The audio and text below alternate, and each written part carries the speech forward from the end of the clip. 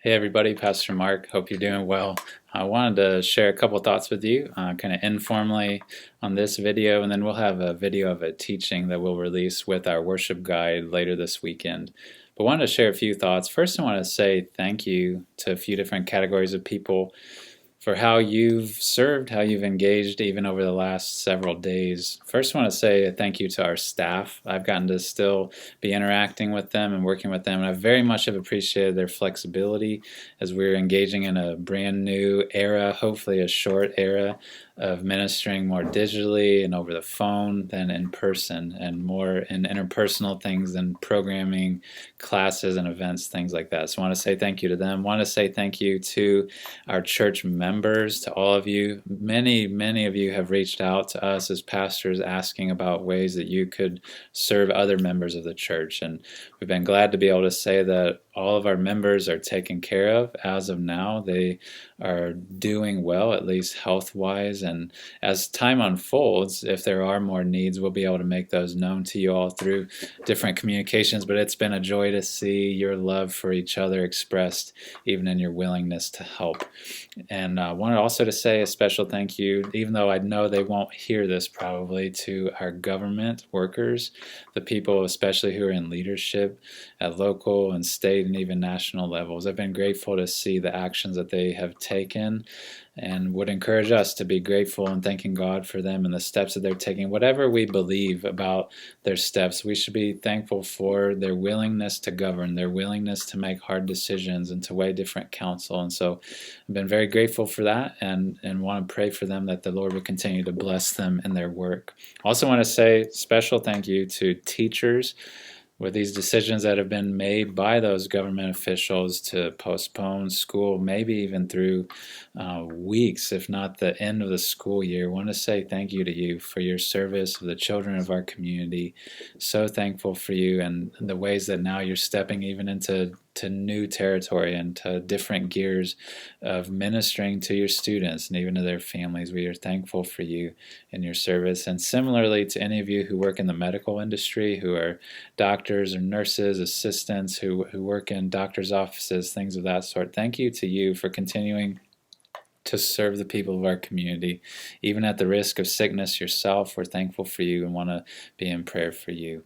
I wanted to share one thing before I go, is a question some of you have maybe wondered or asked, is why on the weekends we're not doing live streams of our service.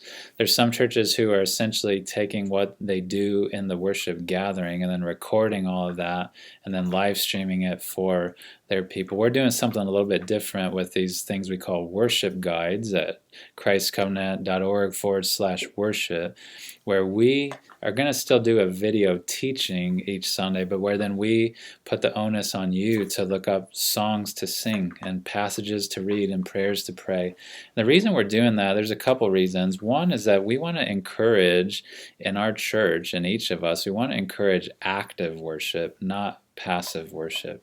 It can be a temptation when we come together, when we're actually able to assemble on Sundays, to come passively to worship. Not that we would think of it this way, but we can tend to think of it as something that we watch take place, that we watch others speak, we watch others pray, we listen to others sing from up on stage, and we're not always actively engaged ourselves in worshiping God.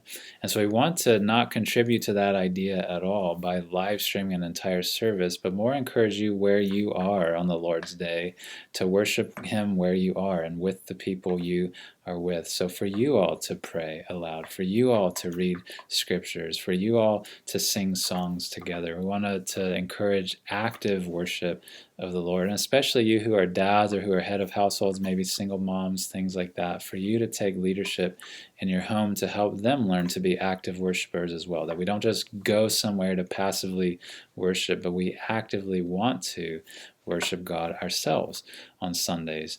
And what we also want to increase, the reason we're doing these worship guides, we want to increase our longing for the time we'll get to come back together again. We don't want to try to pretend like we can replicate that there in your home, the entirety of the church gathering. There's just limitations to what we can do with a digital video recording. We can't see looks on each other's faces and see this brother or sister over here singing this, or get to talk to each other after service, to pray with each other. There's just things we cannot replicate digitally, and we don't want to pretend like we can. And so in this season where we're not able to meet, we want to continue to give these worship guides, but not try to replace corporate worship. We want your longing in your heart to grow for corporate worship in its absence during this season ahead.